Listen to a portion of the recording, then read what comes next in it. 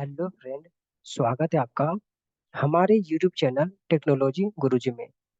ये वीडियो आपके लिए बहुत इंपॉर्टेंट है क्योंकि इंटरव्यू में 100% जावा में ये क्वेश्चन पूछा जाता है कि क्या हम लोग पब्लिक स्टैटिक वॉइड मेन को ओवरलोड कर सकते हैं या नहीं।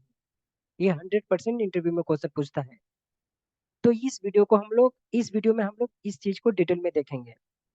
तो क्वेश्चंस क्या है कि can we overload public static void main या फिर मेन मेथड।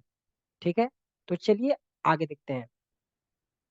आपने ये कोड देखा होगा, जब भी आप कोड लिखते हो तो बाय डिफॉल्ट तो जावा इसी फॉर्मेट को यूज करता है। ये मैंने पिछले वीडियो में बता दिया है। अब बताओ, मैं अगर बोलूं कि आपको इंटरव्यू में क्वेश्चन पूछेगा कि क्या ये जो मेन मेथड है, इस मेन मेथड को हम लोग ओवरलोड कर सकते हैं क्या। तो आपको तो इससे पहले ये पता होना चाहिए कि ओवरलोड का मतलब क्या होता है, तभी तो आप यस या नो आंसर दोगे ना। तो सबसे पहले मैं ओवरलोड को बता देता हूँ। वैसे भी हम लोग ओवरलोड और ओवरराइड को फुल डिटेल्स में पढ़ने वाले हैं पॉलीमॉर्फिज्म के अंदर में, जो कि एक खुद का टॉपिक बहुत बड़ा है। अभी यहाँ पर मैं फिर भी बता देता हूँ ओवरलोड का मतलब क्या होता है। ओवरलोड का मतलब होता है कि मान के चलो कि आपने एक क्लास के अंदर में एक से ज्यादा मेथड लिखा है, तो उस मेथड का नेम सेम होना चाहिए। मतलब कि आपने जितने भी मेथड लिखा है क्लास के अंदर में, एक क्लास के अंदर में, वो सभी मेथड का नेम सेम होना चाहिए और उसके अंदर में जो पैरामीटर पास करोगे वो डिफरेंट होना चाहिए।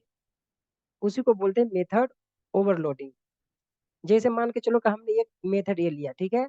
मान लो कि एक और मैं यहाँ पर अलग सा मेथड लेता हूँ, एक अलग सा मेथड मैं ऐसा लेता हूँ। और यहाँ पर मैंने क्या बोला, मेथड ओवरलोडिंग का मतलब कि जितने भी मेथड लोगे उसका मेथड का नेम सेम होगा। तो मान लो कि हम मेथड का नेम मेन है, तो यहाँ भी मेथड का नेम मेन ही होना चाहिए, तो मेथड का नेम तो सेम हो गया। अब पैरामीटर यहाँ स्ट्रिंग arg ऐसा है और यहाँ पर ऐसा है, तो ये इसको आपको डिफरेंट करना होगा। मान लो कि यहाँ पर मैंने इंट x कर दिया, तो यहाँ पर क्या है, मेथड का नेम सेम है लेकिन पैरामीटर डिफरेंट है, तो इस चीज को हम बोलते हैं मेथड ओवरलोडिंग। मान लो कि आपने m1 के जगह यहाँ पर m1 किया, तो यहाँ भी आपको m1 करना पड़ेगा। मतलब कि जितने भी आप मेथड लोगे सभी मेथड का नेम सेम होना चाहिए और पैरामीटर डिफरेंट होना चाहिए। उसी को बोलते हैं मेथड ओवरलोडिंग। क्लियर हो गया। अब इंटरव्यू में जो क्वेश्चन आपको पूछेगा तो आप आंसर क्या दोगे कि अगर पूछा कि क्या हम इस मेन मेथड को ओवरलोड कर सकते हैं, तो आपका आंसर होना चाहिए यस, मेन मेथड को हम लोग ओवरलोड कर सकते हैं। ये आप 100% ओवरलोड कर सकते हो, ठीक है। अब इस चीज को मैं प्रैक्टिकली आपको समझा देता हूँ। जैसे देखो, यहाँ पर पहले कुछ समझा देता हूँ, उसके बाद मैं प्रैक्टिकली समझाऊंगा, ठीक है। अब देखो, ये मेरा मेन मेथड है। अब इसी चीज को सेम मैं यहाँ पे लिख दिया। ये भी तो यहाँ से यहाँ तक मेन मेथड ही है ना, बट इसके अंदर में मैंने डिफरेंट पैरामीटर पास किया, यही तो ओवरलोडिंग हुआ ना। ओवरलोडिंग का मतलब क्या मैंने बताया कि मेथड का नेम सेम होना चाहिए लेकिन पैरामीटर डिफरेंट होना चाहिए। यहाँ पर मैंने स्ट्रिंग लिया, यहाँ पर मैंने इंट लिया, तो हम मेथड को मेन मेथड को ओवरलोड कर सकते हैं, ठीक है। इस चीज को मैं प्रैक्टिकली आपको समझाता हूँ। तो इसके लिए मैं इक्लिप्स ओपन कर लिया। ये बाय डिफॉल्ट हमारा मेन मेथड है। मान लो कि इस मेन मेथड के अंदर में मैंने कुछ प्रिंट किया। मान लो कि यहाँ पर मैंने कुछ प्रिंट किया, मैंने हेलो यहाँ पर लिखा, ठीक है। आपको पता है कि हम system dot out print LN को शॉर्टकट में कैसे लिखते हैं। आपको क्या करना होगा कि यहाँ पर आप SYSOU इतना लिख के आप कंट्रोल और स्पेस एक ही साथ में प्रेस करोगे तो देखो आ गया, ठीक है।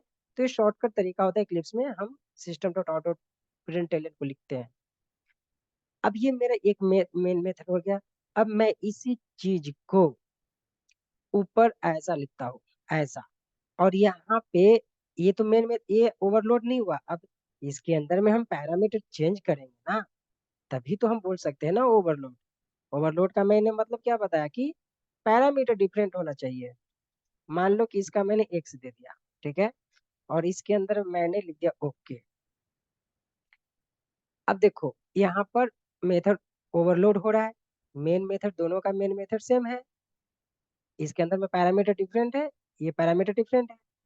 तो हम मेन मेथड को ओवरलोड कर सकते हैं, लेकिन हमेशा याद रखना, आप आंसर ये भी ऐड कर देना कि हम मेन मेथड को ओवरलोड तो कर सकते हैं, लेकिन बाय डिफॉल्ट इसी मेथड को रेफर करेगा जेवीएम। सबसे पहले इसी मेथड को रेफर करेगा जेवीएम और इसी मेथड को रन करेगा पहले।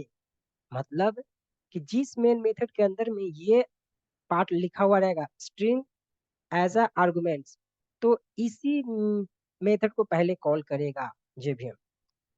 तो आपको यहाँ पर ये भी क्वेश्चन पूछ सकता है कि ठीक है, तो इस मेथड को मुझे कॉल करना है तो फिर क्या करोगे? तो आप आंसर क्या बताओगे कि सर इस मेथड को हम नॉर्मल जैसे मेथड को कॉल करते हैं वैसे करेंगे। ठीक है, तो आपने क्या सीखा कि मेन मेथड को हम ओवरलोड कर सकते हैं, लेकिन बाय डिफॉल्ट जब भी हम इस मेथड को कॉल करेगा जिसके अंदर में स्ट्रिंग रहेगा उसको पहले कॉल करेगा। मतलब कि ये वाला पार्ट जिसके अंदर में रहेगा ये वाला फॉर्मेट उसको पहले कॉल करेगा, इसको कॉल नहीं करेगा बाय डिफॉल्ट। अगर इसको आपको कॉल करना है तो आपको मैनुअली जैसे आप मेन मेथड को कॉल करते हो वैसे कॉल करना पड़ेगा। जैसे देखो, पहले मैंने इसको सेव करके रन किया तो पहले आपका मेन मेथड वाला ही कॉल हुआ। कौन वाला मेन मेथड लिया? ये वाला, क्योंकि जावा बाय डिफॉल्ट इसी फॉर्मेट को एक्सेस करता है, तो जिसके अंदर में ये वाला चीज इसको मिलेगा ना उसको रन करेगा। लेकिन मान लो कि इसको मुझे कॉल करना है तो क्या करोगे? तो चलो मैनुअली इसको कॉल करते हैं। तो बताओ ये क्या है? मेन मेथड क्या है? कौन सा है? स्टैटिक है। मतलब इस मेथड पे स्टैटिक कीवर्ड लगा है। तो मैंने आपको बताया था कि जब भी हम स्टैटिक मेथड को कॉल करते हैं, जिस मेथड पे स्टैटिक कीवर्ड लगा है उस मेथड को कॉल करने के लिए ऑब्जेक्ट बनाने की जरूरत नहीं है। आप डायरेक्ट इस मेथड को क्लास नेम के माध्यम से कॉल कर सकते हो। ये मैंने बता दिया था आपको, तभी तो यहाँ पर मेमोरी मैनेज होता है ना। तो हमें ऐसे याद रखना, जिस मेथड पे स्टैटिक कीवर्ड लगा रहता है उस मेथड को कॉल करने के लिए ऑब्जेक्ट की जरूरत नहीं होती है, हम क्लास नेम के माध्यम से डायरेक्ट कॉल कर सकते हैं। तो चलो, मेरा क्लास का नाम लेक्चर है, मैंने यहाँ पर लेक्चर डॉट मेरा मेन मेथड कॉल करना हो तो यहाँ पर ये कौन मेन मेथड, इस मेन मेथड को कॉल करना है तो इसके अंदर में मैंने इंट पैरामीटर पास किया है। तो यहाँ पर भी इंट का कोई वैल्यू दे दो, मान लो कि मैंने 0 दिया फिर 10 दो, जो भी वैल्यू देना है दो। तभी तो ये किसके पास जाएगा? यहाँ पर इसको जो पैरामीटर मिलेगा तभी तो जाएगा ना उसके पास। अब इसको सेव किया, अब इसको आप रन करोगे तो आपका आउटपुट दोनों आ जाएगा। देखो, हेलो मेन का आ गया और ओके इस मेन का आया जिसके अंदर में इंट था। तो आशा करता हूँ कि ये वीडियो आपको पसंद आया होगा। आपने सीखा कि मेन मेथड को हम लोग ओवरलोड कर सकते हैं। ठीक है, तो नेक्स्ट वीडियो में देखो इसके अंदर में एक और भी आप मेथड ले सकते हो। मान लो कि एक और मैंने इसको कॉपी किया, यहाँ पर एक और मैंने ऐसा मेथड लिया और यहाँ पर मैंने क्या किया, सिंपल यहाँ पर मैंने स्ट्रिंग ऐसा लिखा स्ट्रिंग एक्स, और यहाँ पर मैंने कर दिया गो- गोविंद। मतलब जो आपको लिखना लिख दो, लिख दिया। ठीक है, तो इस मेथड को कॉल करने के लिए भी आपको क्या करना पड़ेगा? यहाँ पर क्लास नेम के माध्यम से डायरेक्ट कॉल कर लो, यहाँ पर क्लास नेम के माध्यम से डॉट कॉल कर लो, लेकिन उसके अंदर में कौन सा पैरामीटर है? स्ट्रिंग पैरामीटर है। तो आपको भी यहाँ पर स्ट्रिंग पैरामीटर देना पड़ेगा। तो मान लो कि मैंने यहाँ पर स्ट्रिंग पैरामीटर कुमार दिया।